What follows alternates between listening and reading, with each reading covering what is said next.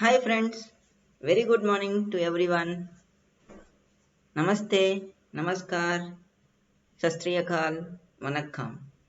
Welcome to Microscope and Foldoscope channel part 3 series. Today we are going to know about basics of microscopy and its applications. A window to another world. Earlier, myself, Dr. Vemuri S.R.S. Praveen Kumar, completed PhD in optical thin film coatings from CSIR CSIO, Chandigarh. This part of microscope and its application lecture series I am presenting on behalf of Optical Society of America Student Chapter CSIO Chandigarh, SPI CSIO Student Chapter Chandigarh, as well as Jigyasa outreach activities formed by CSIR. It's one of the science outreach activity. Under these programs, I am going to present basics of microscopy and its application lecture to all school children and students. The presentation of this talk shows brief history, what is microscope, importance of microscopy, principles of microscope, types of microscope and its applications. Here in this content, if you are seeing this first image is showing that foldoscope. Earlier in first part, second part, third part, we have seen the advantages, all benefits of paper-based foldoscope technique. Remaining all these kind of images which we are seeing is from past to present the innovations, developments of microscopies. So we are going to start right now the brief history of microscope. So the history of microscope was started by Hans Anton von Leeuw von Heck, Zacharias Johnson are three eminent scientists developed the microscope. So introduction of this microscopy. The microscopy was first built in 1595 by Hans and Johnson, 1588 to 1631 from Holland. Later in the 17th century, developments was progressed and Robert Hooke in England was notably a Dutch man scientist developed this microscopy. So here if you see the children are seeing with this microscope of blood samples and any other kind of cells of under the microscopy. They are believing and they are showing their face in a very beautiful way.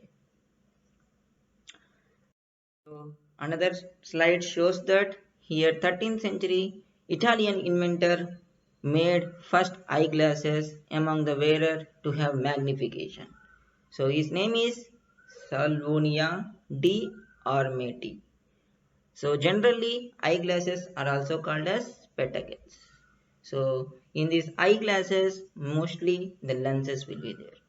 It has 6x magnification to 10x magnification based upon the sight in according to the doctor recommendation these spectacles will be wear. So these are the few images which in earlier the magnification lenses were shown. This first image is showing it's a looking like a scissor like structure which have two different kinds of lenses, one upon the one they can see for magnification. So magnifying lenses later called as lens, it was shaped like a lentil seed. So what is microscopy? Microscopy is a technical field term for using microscopes to view objects that cannot be seen by naked eye. What is microscopy? So microscopy is a technical field under to see the objects which cannot be seen by our eyes. So this under this microscopy we can view teeny things, small things which cannot be seen by eyes. So now we are going to come of types of microscopy. In around the world, so many scientists develop different kinds of microscopes based upon the application, based upon the magnification phenomena. So here there are few types of microscopy I listed from the literature. Light microscope, compound microscope, scanning electron microscope, scanning tunneling electron microscope, scanning near field optical microscope, transmission electron microscope, atomic force microscope, paper microscope. Out of all these techniques, paper microscope is a small tiny product which can be utilized to all the children to understand the microscopy phenomena. The principle of all these microscopes are same, and the cost wise the paper microscope is so cheaper than all other techniques. And comparatively, the advantages of all above techniques will be having different things, and this paper microscope is a basic small product for understanding the phenomena of microscope. So here we are seeing what are the things which are there in optical microscope, transmission electron microscope, scanning electron microscope. There are huge lenses. This is like convex lens, concave lens, bright field imaging, dark field imaging, atomic force microscopy, tunneling microscopy, near field optical microscopy. These all microscopies are having basic component is lenses. Lens structures, lenses fabrication, in which way it can be focused or defocus, converge or deconverge, diverge, in such a manner it will be utilized. So based upon the components arrangements, the microscopy will be gives better magnification as compared to the other. So the basic difference between optical microscope and transmission electron scanning electron microscopy is here in optical microscope light is used as a source, here electrons is used as a source. So light microscopes. Light microscopes are the microscopes that can be used light and optical lenses to magnify the objects. So light microscope is a small kind of microscope which can be used as a source as a light, and lenses will be used to focus or defocus to magnify the tiny objects. Now the next microscope came into the compound microscope. Compound microscope was produced by Johnson's. It has a tube-like structure. One end of the tube is having a lens which is having the magnification 3x to 9x depending upon the size of the diaphragm. So this compound microscope was developed in 14th century, was used for spectacles. 16th century was used for magnification. 1600s lenses first mounted into the permanent frameworks. What is the importance of this compound microscope? It is used to focus the images.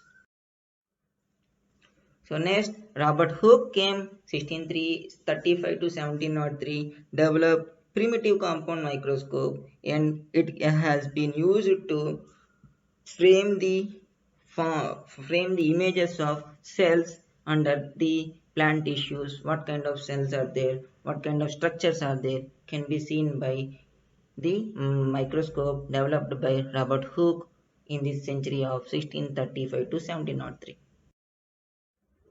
So now we have understand the little bit brief history of microscopes. Now we are going ahead the parts of microscope.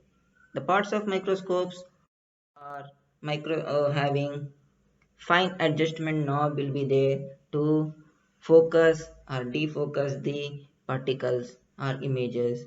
Stage clips will be there to move front and back. Here you can see clearly the stage clips are seen in the image showing in the slide.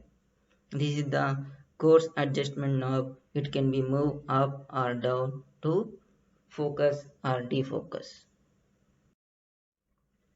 So in this slide we can see the objective lenses. light source, how the light source is there, lens stage will be there, where the sample holders we are placing, and where the lenses are there through which we are going to see, through which we are focusing the object. All these kind of button stages are there. So in this slide we can see aperture form, iris diaphragm, light source, objective lenses, condenser lenses, how these condenser lenses is used to collect the focus of light on the specimen, and stage conjunction with iris diaphragm.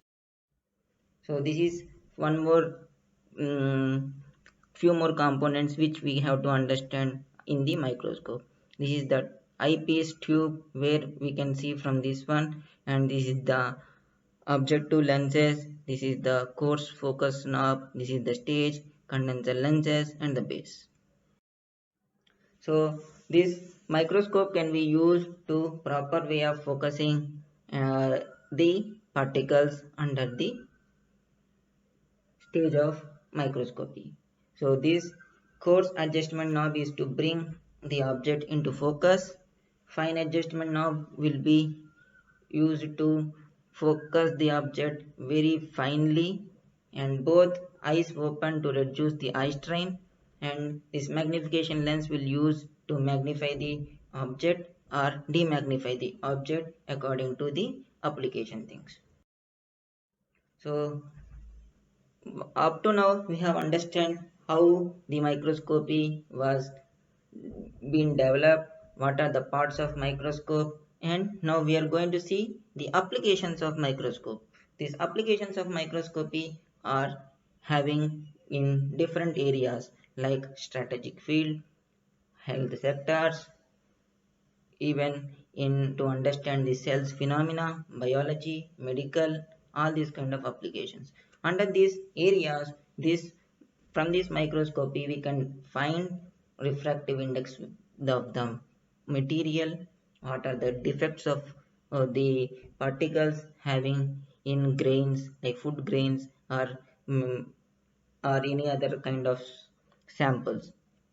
Chemical analysis also we can see under this microscopy. Structural formation also we can see. Morphological formation also see. We can see the subsurface analysis. The subsurface analysis, the term means under the sample, if the microscope we are seeing inside the sample, we can see what are the variations, how the sample has broken or not, what are the changes are there or not. We all can be seen using this microscopy. So thanking you for watching this video. Myself, Dr. Vemuria Saras Praveen Kumar, PhD in Optical Coatings. Please like the video if you have understand the microscopic phenomena. Thanking you.